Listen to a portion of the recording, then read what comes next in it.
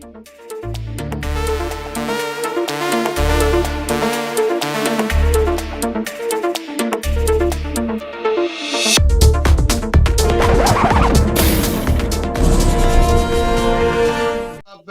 सुन रहे हैं सरदार नबीला इरशाद की, जो चेयरपर्सन है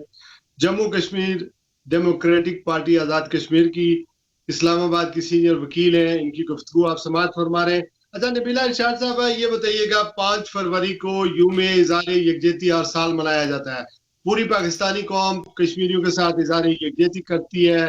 कश्मीर की मूवमेंट में कश्मीरियों को अकेला नहीं छोड़ा जाएगा और मकबूजा कश्मीर के वो लोग जो अपनी आज़ादी के लिए जंग लड़ रहे हैं उनके साथ हर जगह हर मार्च पर उनका साथ दिया जाएगा। अकलान कोटली में गए, उन्होंने एक जलसा किया। उसके बाद पीडीएम के जो रहनुमा हैं, हमारे नेशनल लीडर हैं कौमी, जिन्होंने कल टेक ओवर करना है इमरान खान साहब से, बिलावल है या मरियम नवाज है या हमारे मौलाना फजल रहमान साहब हैं जो कश्मीर कमेटी के 7-8 साल चेयरमैन रहे हैं।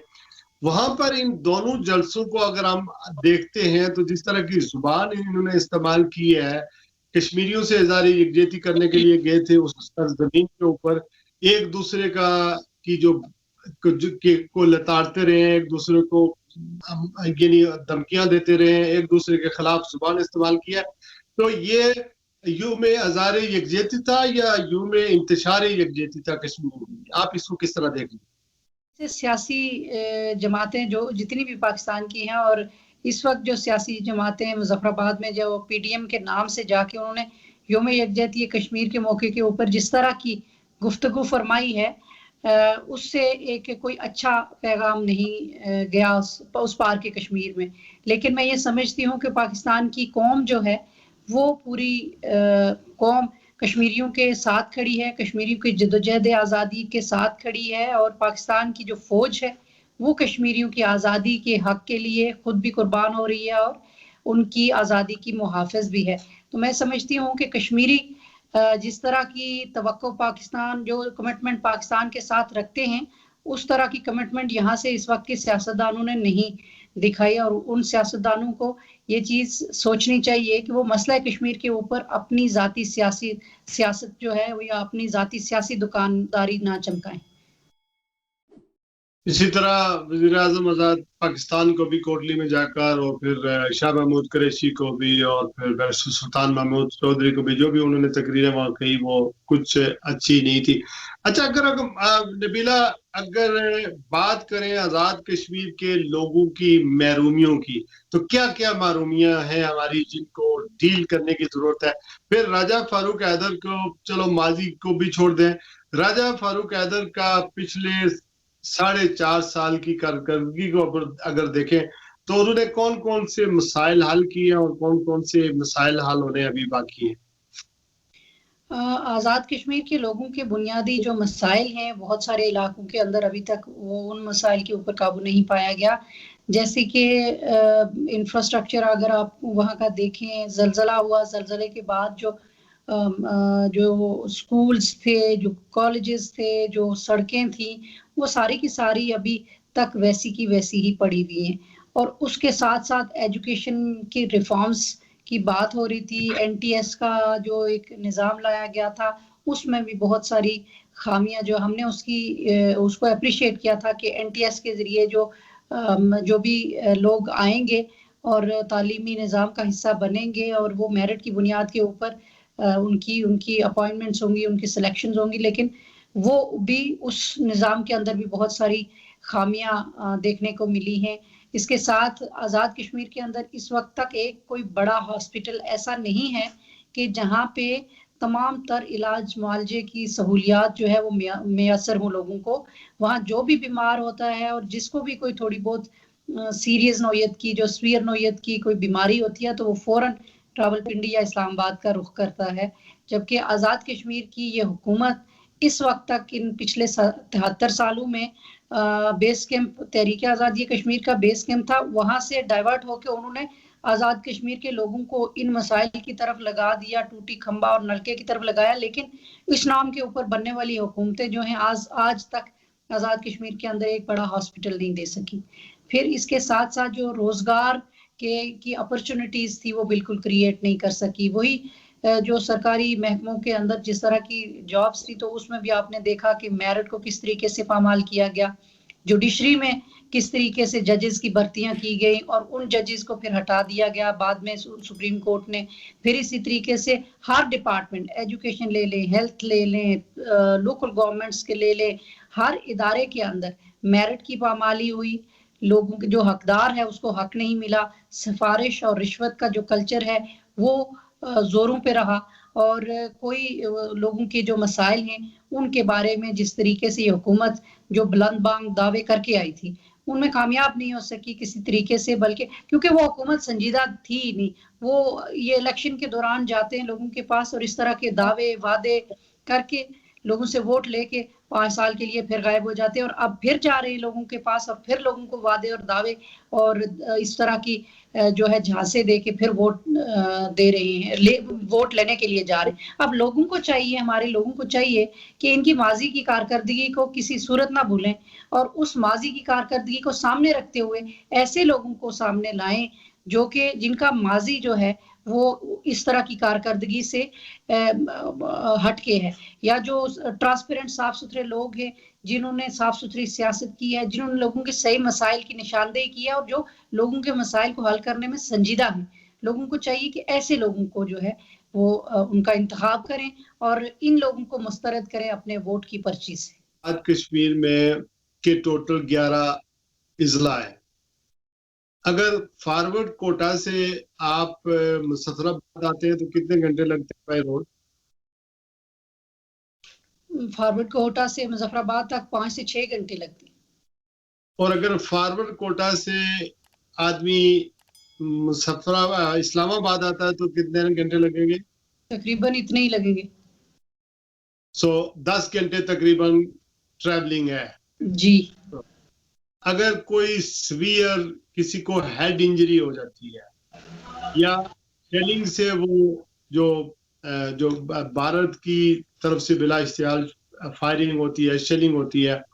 وہ اگر زخمی ہو جائے تو اس کو مظفرآباد یا اسلام آباد پہنچانے کے لیے کوئی ایئر ایمبولینس کا بندوبست ہے؟ نہیں, کسی ایئر ایمبولینس کا کوئی بندوبست نہیں ہے اور انتہائی جیسے کراس ایل او سی فائرنگز ہوئی اور بہت سارے لوگوں کو وہاں پہ زخمی ہوئے, بہت سارے لوگوں کی جو ہے وہ جانیں گئی, لیکن وقتی طور کے اوپر پرائم منسٹر صاحب جب خود جاتے ہیں تو وہ اپنا جہاز لے کے یا اپنا خصوصی طیارہ لے کے وہاں جائیں تو کسی خوش قسمت کو کوئی یہ فیسلٹی مل جائے تو مل جائے, ادروائز یہ ہے کہ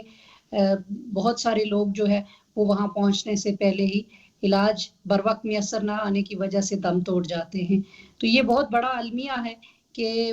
ہمارے لوگ جو ہے لوگوں کے بنیادی مسائل کے لیے ہماری حکومتیں جو ہے وہ سنجیدہ نہیں ہیں اور ہمارے لوگ بھی ان کی سنجیدگی کو جو ہے وہ اس کا تب ہی وہ لوگوں کے مسائل کے حل کے لیے سنجیدہ ہوں گے جب ہم لوگ خود اپنے مسائل کو حل کرنے کے لیے سنجیدہ ہوں گے. ہم بار بار انہیں لوگوں کو موقع دیتے ہیں اور وہ بار بار ہمارا استحصال کرتے ہیں, اس لیے ہمیں یہ دیکھنا ہوگا کہ ہم نے کس طرح کے لوگوں کو اب آنے والے وقت میں جو ہے, اس سے پہلے جو ہو چکا لیکن اب کم سے کم ایجوکیشن میں جیسے لٹریسی ریٹ ہائی ہو گیا, لوگوں کے اب انٹرنیٹ کا دور آ گیا, میڈیا کا دور آ گیا, تو اس سے لوگوں کو اب پتہ چل گیا ہے کوئی بھی لوگ جو ان کی کارکردگی ہے کسی سے ڈھکی چھپی نہیں رہی. تو پھر اب ہمیں ان چھوٹی چھوٹی جو خرافات ہیں جیسے برادریزم ہے, جیسے علاقائیزم ہے, ریجنلزم ہے, یا جیسے سیاسی جماعتوں کی بنیاد کے اوپر آپ لوگوں کو حکومت اگر حکومتی جماعت ہے تو اس بنیاد کے اوپر, تو ان ساری چیزوں سے نکل کے آپ نے صحیح نمائندوں کو انتخاب کرنا ہے اور ہمارے لوگوں کو یہ سوچنا ہوگا. اگر نہیں سوچیں گے تو پھر یہ جس جگہ پہ آج ہم موجود ہیں, یہ جو کارکردگی یا جو ترقی اس سے پہلے ماضی کی حکومتوں نے کی تو وہ وہیں پہ رکی ہے, بلکہ وہاں سے ترقی کا گراف ہمارا گرتا جا رہا ہے, بڑھ نہیں سکا. تو اس کو اوپر لانے کے لیے اس پہ الیکشن پہ بھی آتے ہیں. نبیلہ یہ فرمائے کہ اگر راولہ کوٹ سے یا مظفرآباد سے آپ کسی ایسے بندے کو جو سیریس ہے, اپینڈس کا جو سیپریشن ہوتا ہے, کسی پریگننٹ وومن کی کمپلیکیشن آ گئی ہے یا کوئی اس طرح کا جس طرح ہیڈ انجری کی میں نے بات کی ہے اس کا آپریشن کرنا پڑے تو آپ اس کو اسلام آباد میں لاتے ہیں اور جی راول پنڈی اسلام آباد کے ہاسپٹل میں لاتے ہیں. کتنے پرسنٹ ایسے لوگ ہوں گے جو نبیلہ ارشاد کو اپروچ کیے بغیر یا کسی اپنے جاننے والے پاورفل بااثر آدمی کو اپروچ کیے بغیر ان کو سرکاری اسپتالوں میں بیڈ مل جاتی ہو, داخلہ مل جاتا ہو, ان کا آپریشن ہو جاتا ہو؟ کتنے پرسنٹ لوگ ہوں گے کہ نہیں ملتا ہے؟ دیکھیے بہت بڑی یہ آپ نے بہت صحیح نشاندہی کی. یہ ساری سچویشنز موجود ہیں, یہ سارے حالات کا سامنا ایک عام انسان کرتا ہے, عام لوگ کرتے ہیں. تو سوال یہی پیدا ہوتا ہے کہ یہ اتنی مشکلات جو لوگ خود فیس کرتے ہیں, اس کے اتنی مشکلات فیس کرنے کے بعد وہ اپنا فیصلہ جو ہے وہ صحیح کرنے کے لیے کی پوزیشن میں کیوں نہیں آتے. تو یہ درست ہے آپ کی بات بالکل کہ یہاں پہ جب تک کسی کا کوئی نہ کوئی ریفرنس مضبوط موجود نہیں ہے تو آپ کو بالکل علاج معالجے کی وہ سہولیات میسر نہیں آ سکتی سرکاری ہاسپٹلس میں. یا تو پھر آپ کے پاس پرائیویٹ ہاسپٹلس جانے کے لیے اتنے ویل آپ ہونے چاہیے کہ آپ کو جو ہے وہ علاج معالجہ جا کے آپ کسی پرائیویٹ یا بڑے ہاسپٹل سے کروا سکیں. دوسری صورت میں اگر کوئی سرکاری جگہ ہیں تو ظاہر ہے یہاں کی اپنی اتنی زیادہ بڑی پاپولیشن ہے, اوپر سے وہاں کے جو لوگ ہمارے یہیں پہ آ جاتے ہیں, تو یہ یہاں کی ان کی مشکلات بھی ہیں اور ہمارے لوگوں کی مشکلات ہیں. تو ان مشکلات کے اوپر تبھی قابو پایا جا سکتا ہے کہ جب ایک فعال حکومت ہو, جب ایک سنجیدہ حکومت ہو جس کا کوئی ویژن ہو اور جو اپنے ٹھیک ہے, لوگوں میں نے آزاد کشمیر کے لوگوں کی محرومیوں کی باتیں آپ سے بہت ساری کرنی ہے, اس وجہ سے میں چاہتا ہوں کہ میں سیکوینس میں آپ سے کوشچن کروں اور اس کی تائید کروں. میرے پاس ایسی شواہد موجود ہیں کہ جب ان علاقوں سے, پسماندہ علاقوں سے, راول پنڈی, اسلام آباد کے اسپتالوں میں جو مریض لائے جاتے ہیں وہ یا تو مسافت لمبی ہونے کی وجہ سے, سفر کی لمبا ہونے کی وجہ سے کوئی مری میں دم توڑ جاتا ہے, کوئی مارگلا میں پہنچ کر اپنا زندگی اس کی تمام ہو جاتی ہے, کوئی راستے میں ہی نہیں آ سکتا اور جو پہنچتے ہیں ان کو داخلے نہیں ملتے, اور اگر پرائیویٹ اسپتالوں میں لے کے جاتے ہیں تو اتنے پیسے نہیں ہوتے کہ وہ ان کا علاج کروا سکیں. ایسا بھی ہوتا ہے کہ پرائیویٹ اسپتال جو ہیں وہ میت بھی, باڈی بھی ریلیز نہیں کرتے جب تک کئی لاکھ روپیہ جو ہے ان کو ادا نہیں کیا جاتا اور وہ کیش چاہتے ہیں. تو یہ ظالمانہ نظام ہے جو آزاد کشمیر